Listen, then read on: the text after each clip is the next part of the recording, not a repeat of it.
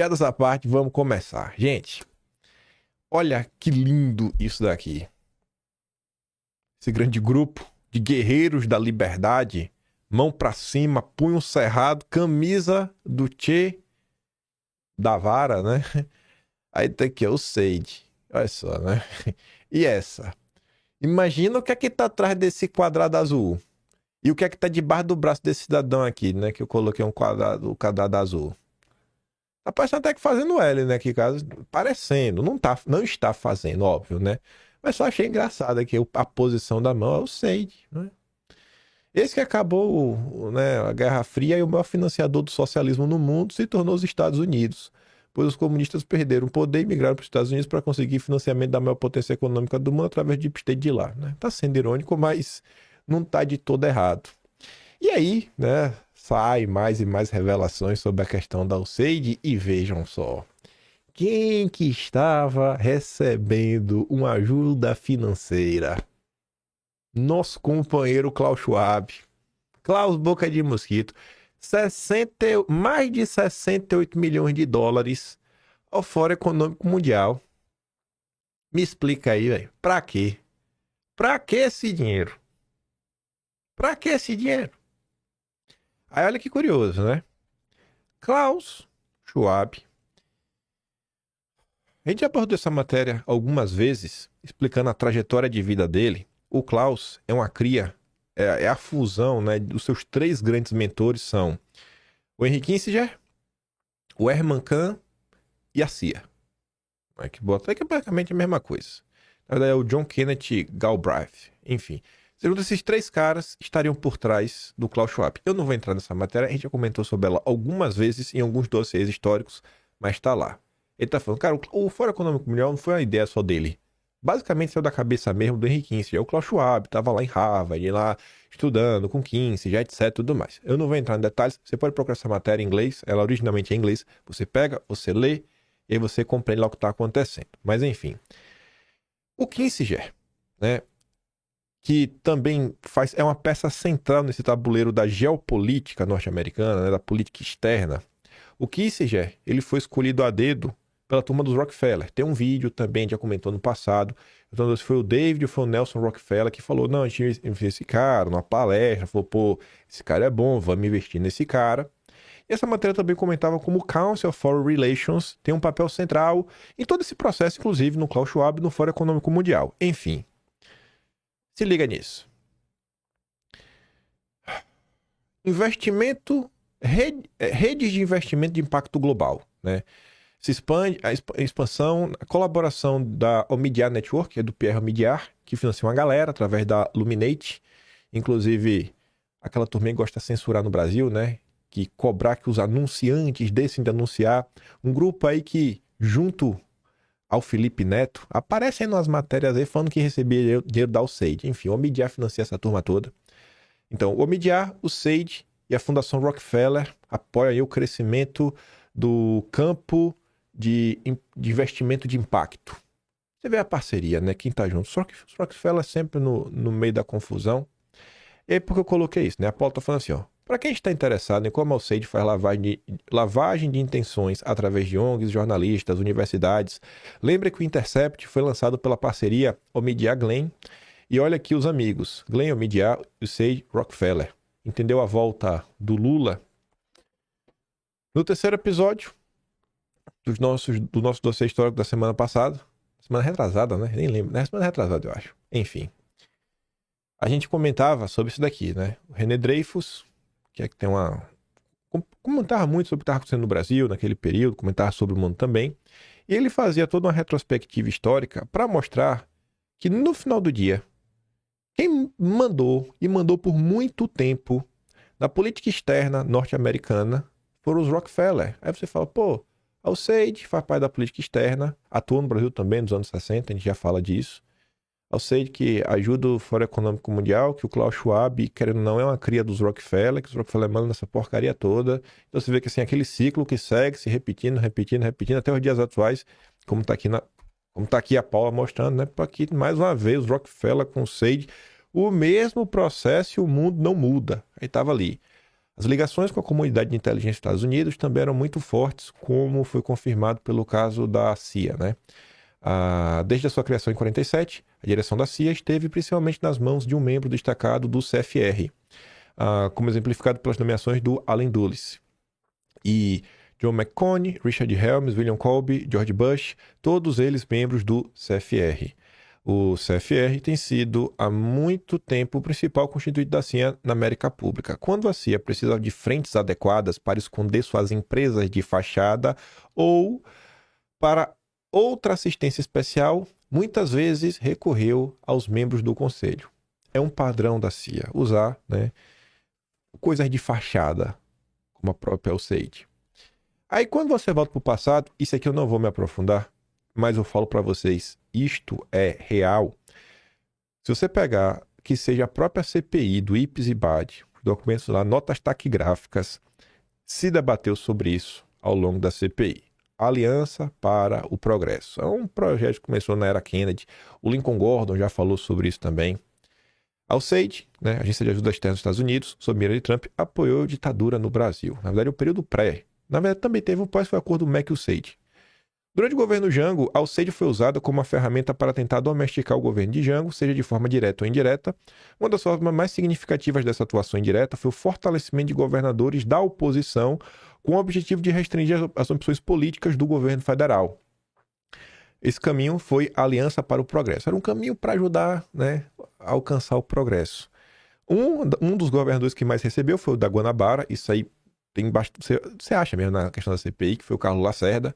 Enfim, Loureiro cita como exemplo o Carlos Lacerda, grande opositor de Jango, e líder no recebimento de recursos provenientes da USAID para programas de impacto no Estado. Então, cara, não necessariamente tem que dar um golpe de Estado. Bota dinheiro na mão desse cara, que esse cara fazer umas obras e ficar mais popular, e assim a gente, né, alça ele ao poder. Além de focar os governadores opositores, a agência também demonstrava grande preocupação com a situação socioeconômica do Nordeste. E um dos locais que eles atuaram também via Aliança para o Progresso, ou pelo Progresso, deixa eu ver, para o Progresso, foi em Pernambuco, contra o Miguel Arraes. Vocês conseguem achar isso daí, os valores, como os governadores mais alinhados acabaram por receber mais dinheiro. Você acha matérias da época na Biblioteca Nacional. Acabei me deparando com isso ao longo da pesquisa, que mostrava um comparativo do dinheiro que estava indo para o Nordeste e o dinheiro que estava indo para o estado do Sudeste, mostrando, cara, quem mais está precisando de dinheiro é o Nordeste.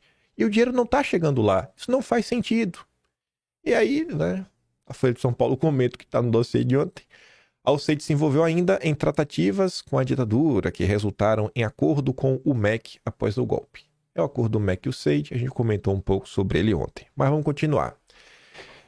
Avançando no tempo, para falar de Brasil, vejam só. O Amazônia Azul compartilha a ele mesmo, em 15 de julho de 2023, o Amazônia Azul fazia um tweet falando aí de uma ação para impedir o desenvolvimento de um projeto de uma hidrovia no Tocantins. E ele colocava 4 imagens. E aí o Amazônia Azul fala, ó, o Solidarity Center, que está aqui nessa ação, é financiado pelo USAID. Ele uniu-se a sindicatos no Brasil para se opor à construção da hidrovia do Tocantins. Caso implementada, a hidrovia reduziria os custos logísticos, aumentando a competitividade do agronegócio brasileiro no mercado externo e, consequentemente, afetaria diretamente os produtores americanos, porque ia ser um novo competidor. Atualmente, o IBAMA impede o licenciamento ambiental das obras na hidrovia. Quem é uma pessoa conhecida por seu alinhamento à agenda globalista no governo Lula que está travando tudo? Marina Silva. Inclusive apoiada pelos banqueiros. Inclusive estava lá no Fórum Econômico Mundial já em 2023, batendo foto com o filho do Soros e com o Mark Malloch Brown. Você acha que isso é aleatório? Você acha que isso é aleatório? Aí a terceira imagem que o Amazônia Azul colocou é sobre o Solidarity Center, né? A página deles do Wikipedia, que fala, ó, proventos, né? O dinheirinho. 96% do financiamento da Solidarity Center vem da USAID e do NED. Assim, é basicamente um braço da USAID. 96% do financiamento deles vem da USAID e do NED. O grupo que, junto a sindicatos no Brasil, está impedindo que o Brasil se desenvolva.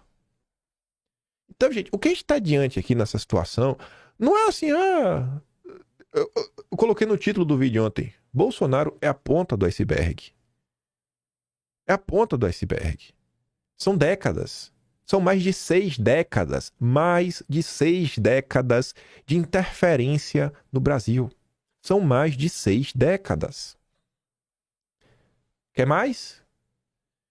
Isso aqui vai ser um buraco sem fundo. Estou impressionado.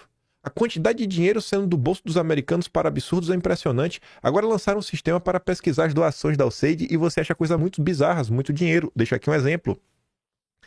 A faculdade de Stanford conseguiu mais de 2 milhões de dólares, olha só, Stanford, para criar uma proposta de redução de trabalho ilícito na produção de carvão no Pará. O que tem a ver, rapaz? Stanford, Estados Unidos, 2 milhões 69.400 dólares. Na verdade, é reduzir a força de trabalho, é reduzir o número de trabalhadores em, sei lá, carvoarias ilícitas no Pará. Você tá entendendo como são as coisas?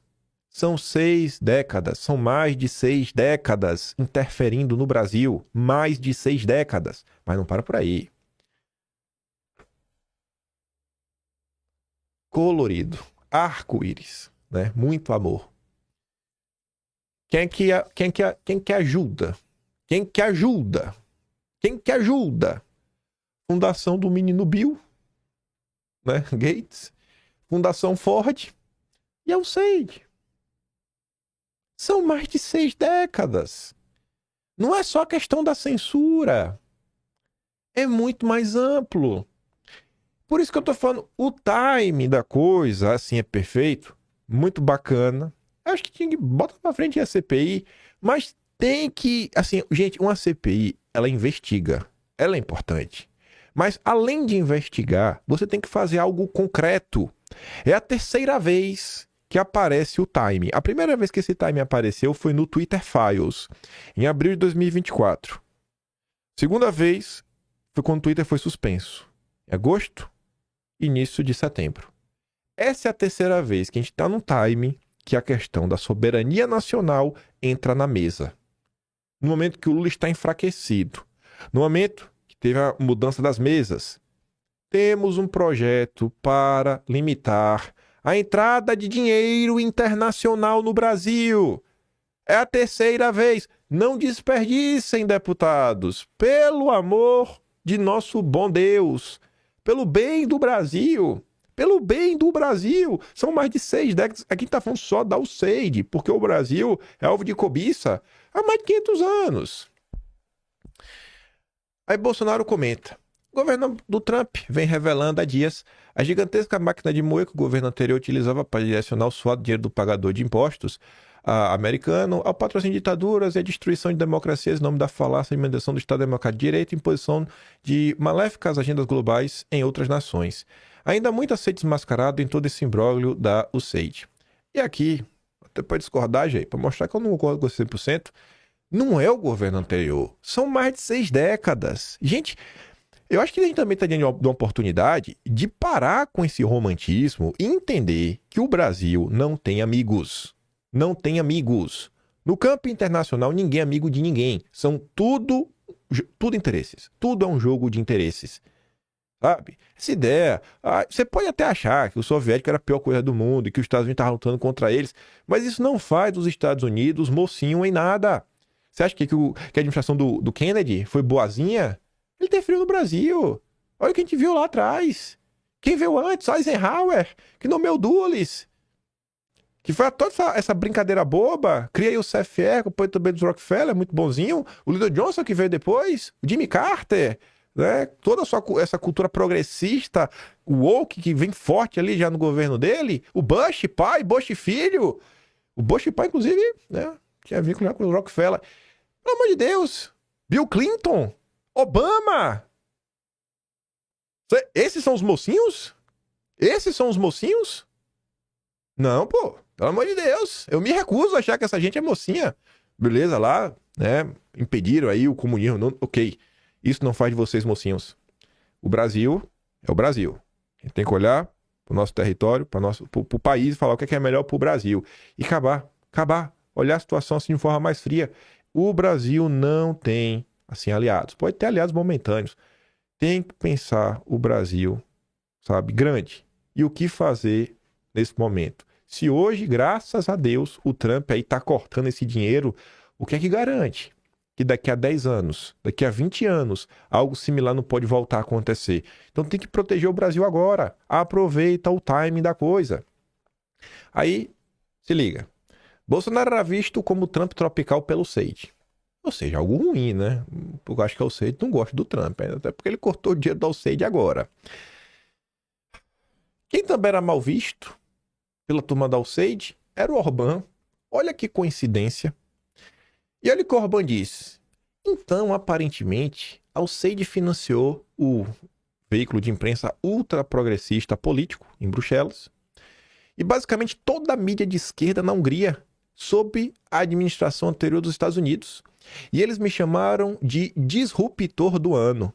Acredito que o mundo tem uma dívida de gratidão com o Trump por descobrir e pôr fim a essa conspiração obscura. Esse veículo político, ele já apareceu no contexto brasileiro e até falando do Orbán também. Vamos relembrar isso? Era abril de 2023, só que eu esqueci que tinha isso daqui, né? Nenhum funcionário da Político recebeu pagamento ontem. A primeira vez que a empresa perdeu um período de pagamento. Isso é uma crise. Agora ficamos sabendo que a Político, uma empresa de notícias, que passou os últimos 10 anos tentando destruir o movimento MAGA, estava sendo financiada maciçamente pelo Sage. Trump e Elon Musk eliminaram seu financiamento. Agora, a empresa vai falir. Mas vamos lá. Abril de 2023. Companheiro André Coríbico, publicou a nota, né? E na época a gente prestou atenção, falei, gente, isso aqui é importante. Falei por diversas vezes. O Coríbico, ele deu notoriedade a uma matéria que foi publicada no Político, site aí, né, que fala mal do Orbán, fala mal da direita, que foi escrita pelo Alexander Burns. E não era qualquer matéria. A gente já se viu essa matéria diversas vezes, e eu acho que agora ela vai ter um peso maior na cabeça de vocês. Foi uma matéria onde o Alexander Burns, jornalista do Político, ele pôde conversar cara a cara, face to face, com as pessoas que encontraram o Lula quando o Lula foi visitar o amigo Biden em fevereiro de 2023. Olha qual era a manchete do Coríbico. A rede de influência planejada de Lula com os democratas dos Estados Unidos servirá aos interesses liberais globalistas. O que é que ele falava, né? Vamos olhar logo a matéria original. Tá ali, ó. O plano de Lula, uma batalha global contra o trumpismo. Inspirados pelo presidente do Brasil, os americanos de esquerda consideram-se devem combinar a direita internacional com um movimento próprio. Deve ser combater, né? A tradução tá ruim. Aí, olha as preocupações, né? Desinformação nas redes sociais permaneceram vulneráveis a figuras como Donald Trump e Jair Bolsonaro. A esquerda precisava construir sua própria rede transnacional. Diz que Lula quer mobilizar forças de esquerda contra a rede internacional de pessoas em movimento de direita. E aí foram vários políticos que se encontraram com o Lula e falaram lá com o Alexander Burns, né? Um veículo favorável à esquerda, divulgando aí qual o plano que a esquerda deveria colocar em prática no mundo para combater os extremistas. Aí tava ali, ó. Líderes de extrema-direita como Trump e Bolsonaro nas Américas procuraram e encontraram companheiros de viagens de linha dura europeia, como a Le Pen, o Orbán. Não existiu nenhum clube comparável na esquerda na visão de Lula. Era hora disso mudar. Olha o político. Olha o político. Curioso, né? É o tipo de matéria que a galera fica publicando. Tu já pensou nisso? Tu já pensou? Tu acha que tem realmente algum tipo de... Assim, gente, ainda que tenha... Vamos começar o seguinte. Tem um grupo de WhatsApp. Trump, Bolsonaro, Orbán, todo mundo. Tu já viu eles propondo alguma coisa a nível mundial? Porque essa turma aqui tá propondo uma aliança para combater as fake news. E você vê que o Lula tenta levar à frente, né, um processo de regulação das redes a nível internacional. ligou pro companheiro Macron, vamos fazer isso, né? Que agora o companheiro Biden não pode fazer mais. E tudo indica que não vai sair do papel, né? A teta secou, o dinheiro acabou. Será que esses movimentos do Lula são aleatórios? Será que Lula é o vassalo do Biden? Será que Lula ele serve ao Foro de São Paulo? Ou será que essa versão Lula 3.0 é um Lula que tem um enfoque muito maior numa agenda globalista e a direita precisa se atualizar um pouquinho e não ficar presa àquelas mesmas histórias de 20 anos atrás, como se tudo fosse imutável? Vamos continuar. Falando de imprensa, dinheiro e o Seide, quem também recebe um cacauzinho é a Reuters. Você lembra da Reuters? Teve até aquele fotógrafo, né? Lembra do fotógrafo da Reuters? Qual o evento que teve no Brasil que um fotógrafo da Reuters foi alvo de uma polêmica? Você lembra? E, não sei, né? Logo depois que o ano de 2022 virou... Logo no início, ali em janeiro de 2023, eu não lembro o que é, né? Preciso lembrar. Eu sei que a Paula fala assim, né? As revelações sobre Alceide mostram como aconteceu a mágica em que jornais, médicos, universidades especialistas, influenciadores falavam a mesma coisa em uníssono, sem nenhuma dissonância. O que Trump está fazendo até agora, e se assim continuar, é a derrubada do consenso. Né? Consenso é uma empresa, a indústria do consenso. E aí esse meme acho que define tudo, né?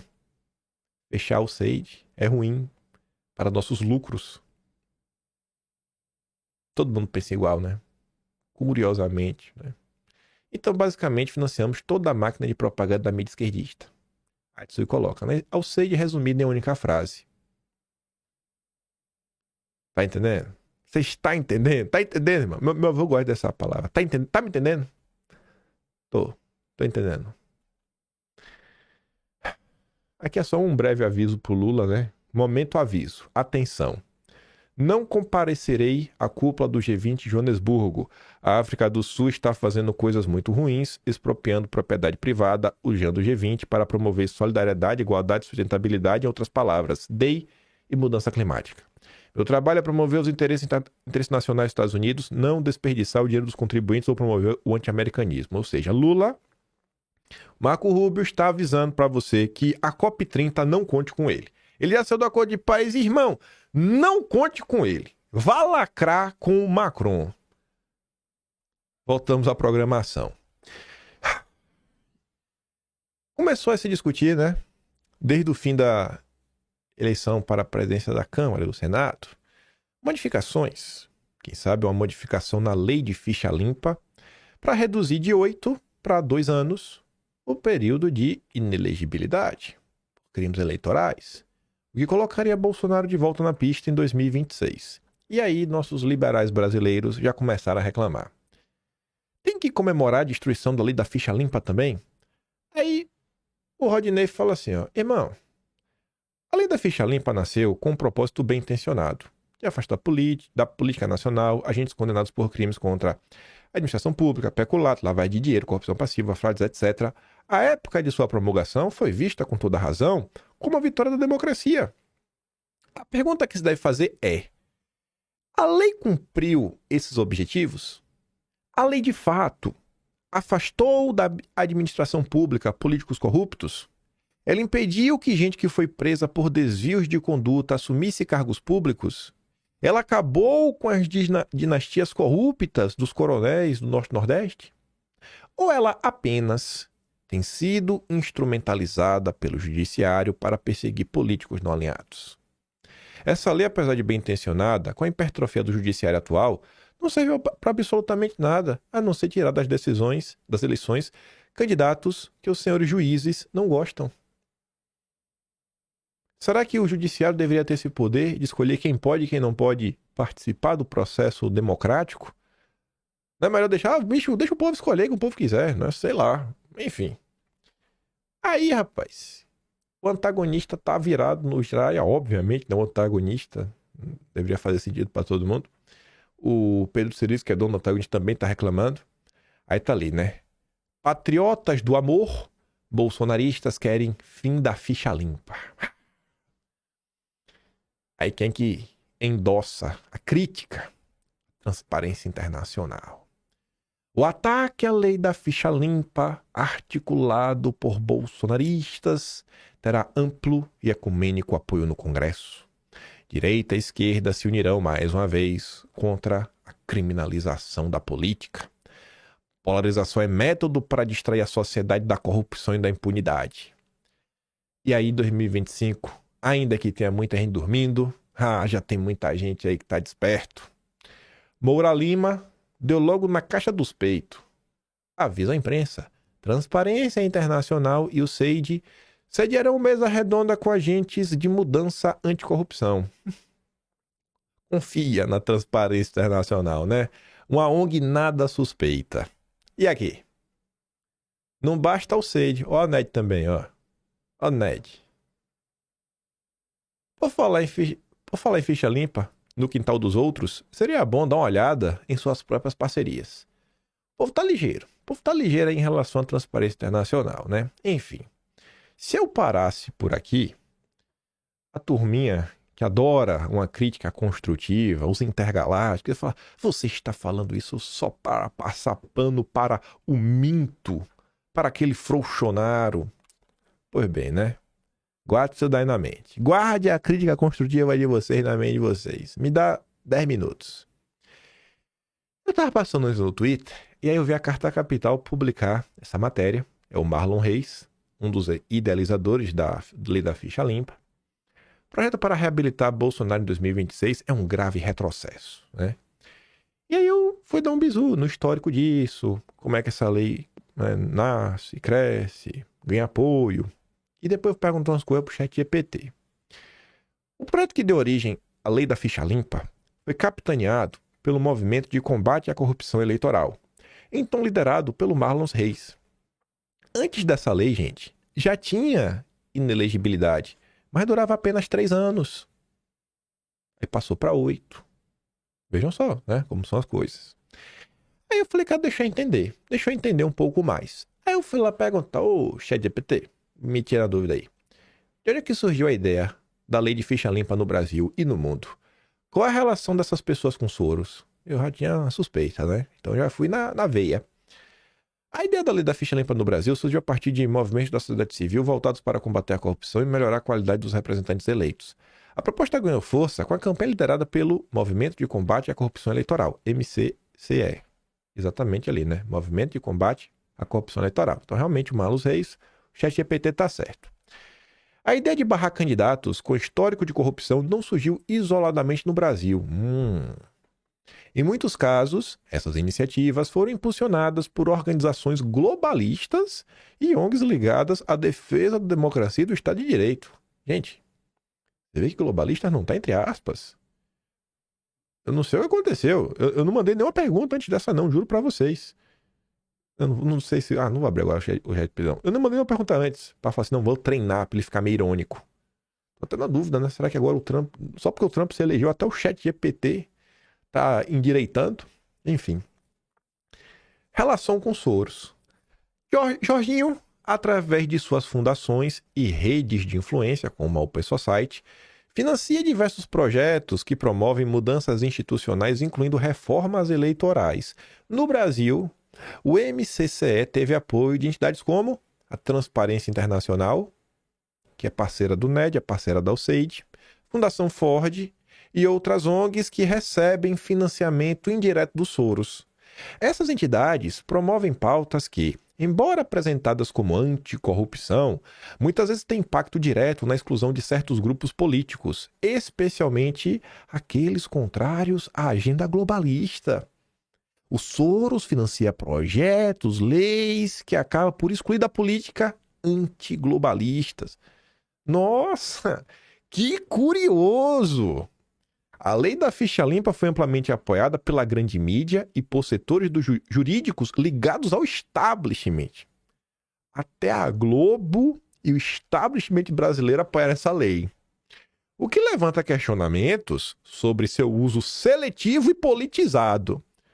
Lula disputou a eleição de 2022, né? Bolsonaro está inelegível.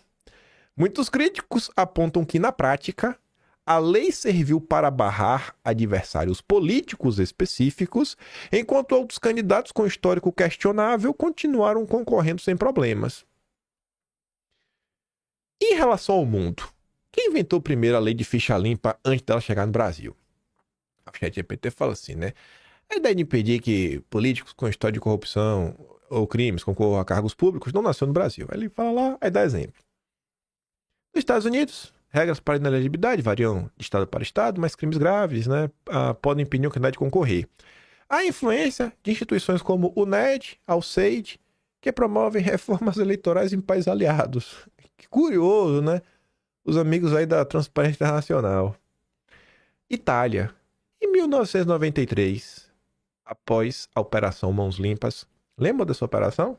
Vocês lembram de algum juiz muito famoso que virou senador pelo Paraná, que fala igual um marreco, que era especialista da mão limpa, enfim.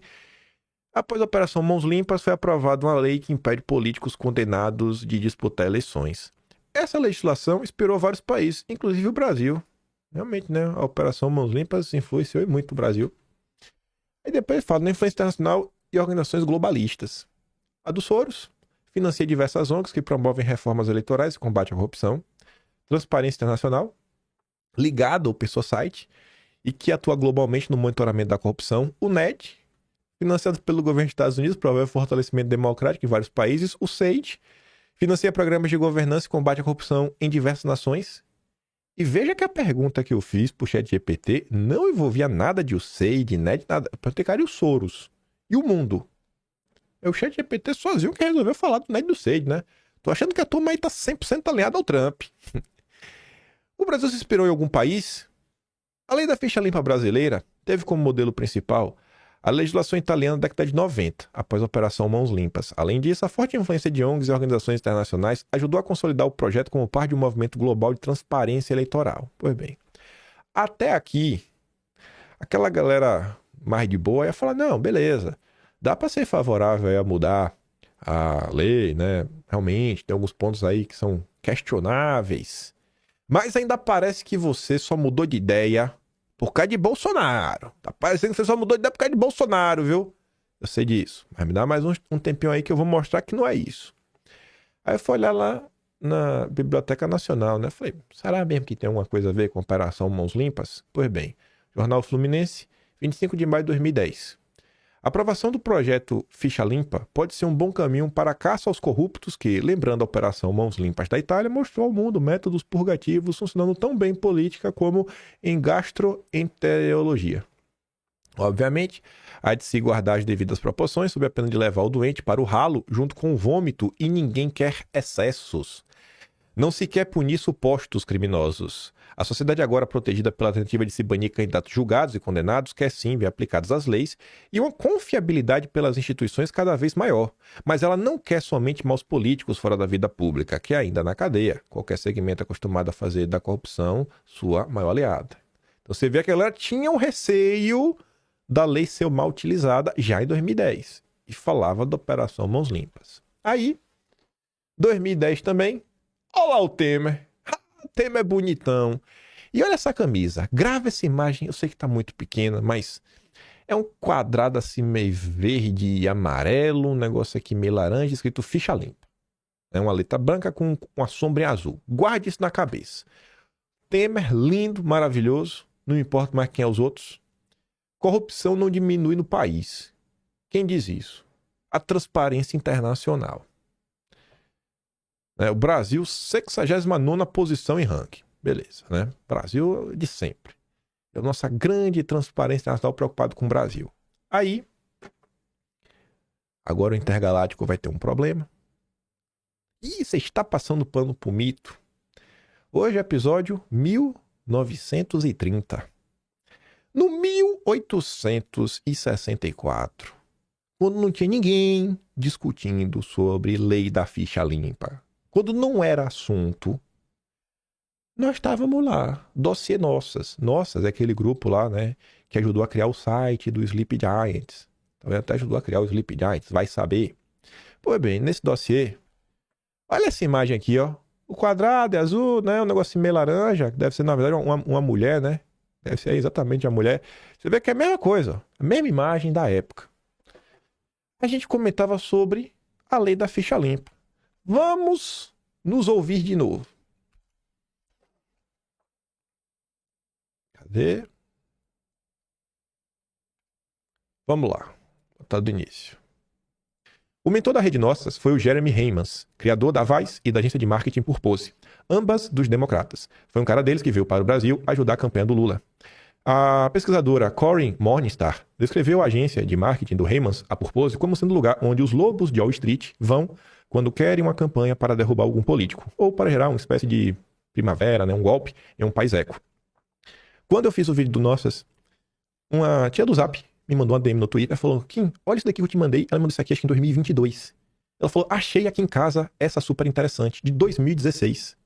Ela tem 26 anos e quer mudar toda a lógica da política. A super interessante comentava sobre a Alessandra Rufino, a Purpose e tudo mais. Na volta, resolveu retomar a vida universitária e tudo mais, enfim. Em nível global, para conseguir se bancar em Nova York, começou a trabalhar na Purpose, empresa incubadora de projetos, o diretor executivo Jeremy Heymans, que bancou seus estudos. E aí a Gringa já comentou ali atrás, né? Então você vê que, poxa, tem espaço, teve espaço, né? Você vê como algumas pessoas... Você tem que pensar, cara, como é que a pessoa é notada pela imprensa, né? Desde 2016 já tinha espaço. Pô, super interessante. Naquela época todo mundo lia revista, né? Todo mundo não, mas tinha muito mais engajamento do que tem hoje. A pessoa comprava, pelo menos. Algumas pessoas compravam revista física em 2016. Então esse tipo de projeto, ele sempre ganha apoio. E você vê que esses projetos sempre acabam tendo conexões. Aí veja. A primeira campanha do Avaz, do Heymans, o Heymans, esse mesmo Heymans que contratou a Ouro Fino, ele é o cara que funda o Avaz. A primeira campanha do Avaz no Brasil foi a lei da ficha limpa. E quem foi o primeiro diretor da Avaz no Brasil? Quem? Pedro Abramovay, diretor da Open Society. A Avaz é aquele site que você meio que se cadastra, né? Pra você assinar. Fazer tipo uma... Como é? Quando todo mundo faz uma assinatura junto, não se assina, né? Sei lá, uma petição. Petição, né? Enfim, também assine nossa petição. Tá vendo? O problema é de você colocar os seus dados em qualquer site, aí o que a gente comenta no primeiro vídeo começa a voltar, né? Eu gosto de vídeo assim, vai indo e vindo e tudo se conecta. Pedro Abramovay, rapaz, você vê que é do interesse do Soros, a lei da ficha limpa. Que, querendo ou não, né? Abre brecha para barrar políticos indesejáveis. Enfim, ela tá na RT no que ela fala do Nossas. Aí, quando ela falou isso daqui de ficha limpa, e você vê, pô, Pedro Abramovay, Soros, e tudo que tá rolando, aí eu lembrei do quê? Em um dossiê de 1999, está se falando ali da transparência internacional. Deixa eu ver se é 10-1. 10-1. O setor de inteligência do Brasil estava de bizu aí na turma do Lourenço, do Ener, né? Que é o Solidariedade Ibero-Americana, ali falando do Algor, né? Tudo mais. Aí lá, bastante, ele fala o seguinte: a transparência internacional tem entre seus principais financiadores o mega especulador Jorge Soros, e seus funcionários são em grande número egressos dos quadros do FMI e do Banco Mundial. Se os países vacilam em cumprir esses acordos, são rotulados como corruptos. Se não fizer o que você é corrupto, você é isso, você é aquilo. E começa uma narrativa internacional, né? Se você vai contra os interesses globalistas, vamos colocar assim, não fizeram isso com o Orbán, né? O disruptor do ano, com o Bolsonaro, com o Trump. Salve Lorenzo, o terror da Alceide. E aí eu fico de cara, velho.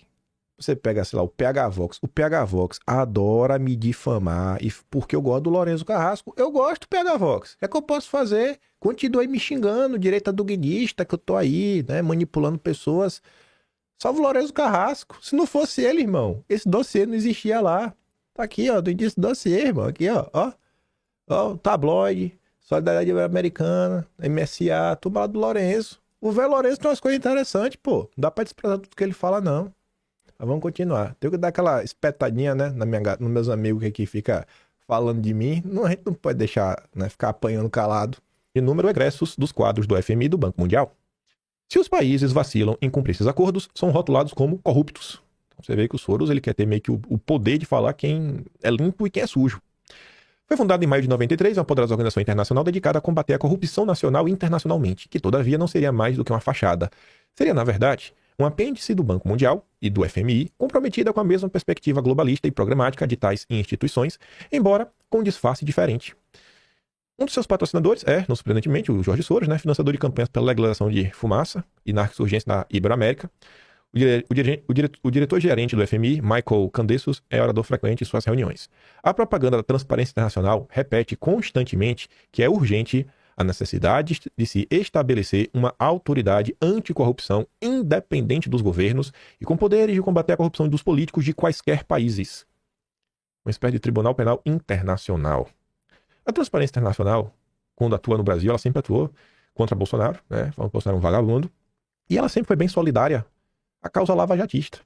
Aí você olha aqui, né? Pô, desde 93, a Transparência Internacional pede um órgão, uma autoridade, que possa julgar casos de corrupções até internacionais, que não tenha ligação de qualquer país, né? Então, internacional.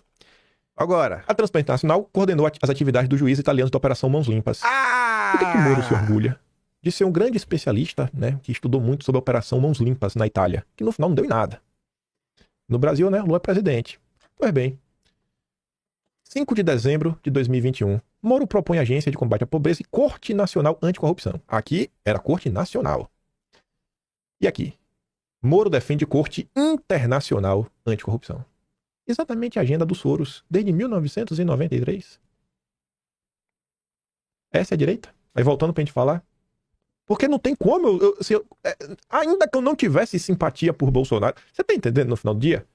Em 93, enquanto o Soro já estava planejando maldade, Bolsonaro estava tentando salvar a soberania do Brasil. E falando de soberania, que é uma palavra que a gente está falando bastante no vídeo de hoje, o Moro diz que vejo essa internacionalização do combate à corrupção como um avanço e não como uma intromissão indesejada na soberania. Soberania para receber ou pagar suborno não desejável para qualquer país. Que frase vagabunda, né? Que frase, como se fosse necessário abrir mão da soberania para ter segurança. Pô, o Moro falou alguma coisa da Alceide? O Moro falou alguma coisa do Ned? Cadê Moro? Moro, fale alguma coisa, Moro! Se mexe! Se mexe, meu senador! Meu lindo! Bora, Moro! Abre o bico, Moro! Fala alguma coisa! Mas vamos continuar. Ô, Moro, pelo amor de Deus. Você tá entendendo?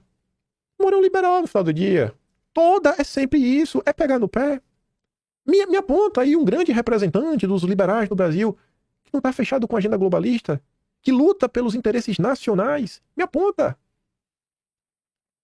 Moro propõe criar a Corte Nacional de Corrupção, né? Ele não percebe, mas ao propor isso, acaba não reconhecendo que a Justiça Federal comum não era adequada para jogar corrupção. Joga contra ele mesmo. Ele é burro, né? Aqui em 2021, essa postagem. É que eu peguei coisa que a gente comentou em vídeos na época.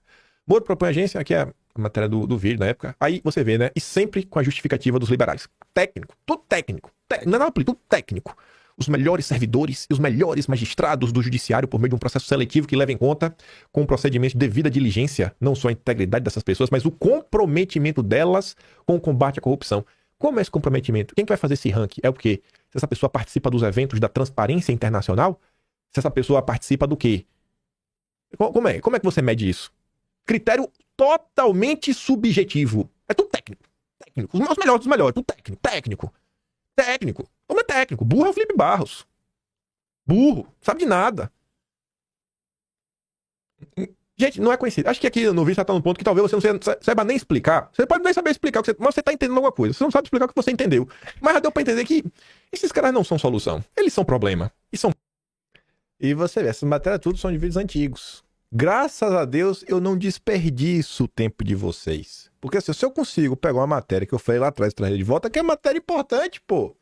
Ainda bem, né? Mas vamos continuar. Parte do problema. Aí tá ali, ele publicou um texto de punho.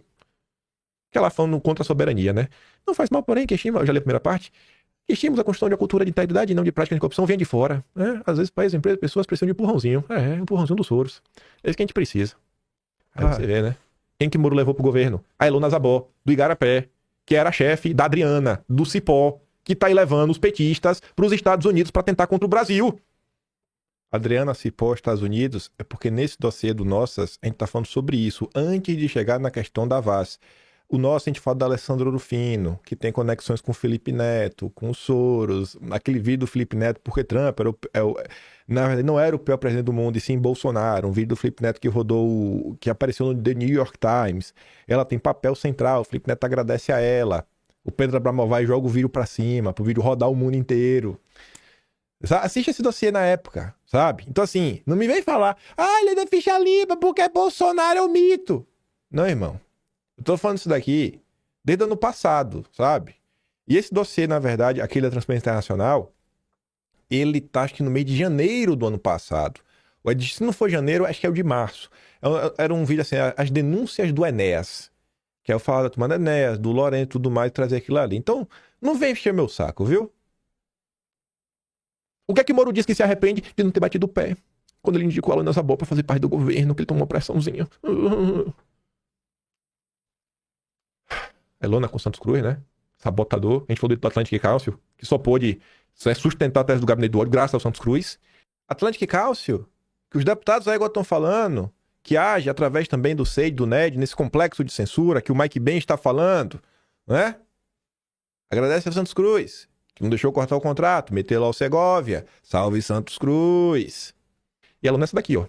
Abraçada diretamente com o Soros. Aqui é o filho do Soros, agora que tá assumindo o pessoal site, na casa do FHC. Quem também já falou dele hoje. Talvez você não consiga explicar, mas você já sentiu que tem algo errado acontecendo. Pois é. Não é possível que não deu pra ver que tem uma coisa errada acontecendo. Mas vamos voltar, que tem mais. Quando você recebe uma mensagem de alguém te convidando para uma aula sobre perseguição contra a direita, que é na lição de moral, né? Patsuki, por exemplo, e automaticamente relembra fatos anteriores que foram os responsáveis pelo cenário que vivemos. De verdade. A minha barreira com Deltan Dallagnol tem base. Não se trata apenas de um simples não gostar de alguém.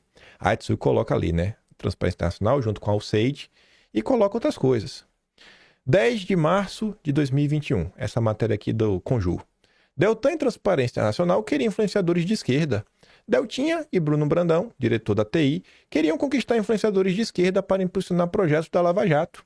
Em seguida, o diretor da TI diz que quem pretende influenciar? Se ganharmos a CNBB, esquerda religiosa, Pedro Abramovay, o homem dos Soros, João Moreira Salles, publisher da revista Piauí, Sakamoto, e alguns professores da USP, criaremos um campo de influência para baixar a resistência da esquerda. Temos que fazer esse pessoal referendar o pacote como impactante e, principalmente, democrático. Muito democrático, né, Deltan? E Deltan não falou nada da Alceide, rapaz. Nenhum tweet do Deltan Dallagnol, nosso youtuber. Faz 3 vídeos no dia, não consegue falar. Fala, Deltan! Fala, Deltan! Trump deu um golpe no Deltan Dallagnol. Deltan vai fingir que nunca teve relação com a Transparência Internacional. Nunca! Só que não para por aí, né? Fevereiro de 2024. Né, Delta? Vamos cá. Vamos cá. No mês de fevereiro de 2024, a gente fez um dossiê para falar Transparência Internacional, né? Porque mandaram investigar e o Deltan achou um absurdo querendo investigar a Transparência Internacional. Vê só, por que Bolsonaro tá inelegível? Por causa da reunião com os embaixadores, né? ONG financiada por bilionário enviou o dossiê contra Bolsonaro embaixadores. Que ONG? A ONG Transparência Internacional. Quem ajudou a criminalizar a opinião pública em relação a Bolsonaro?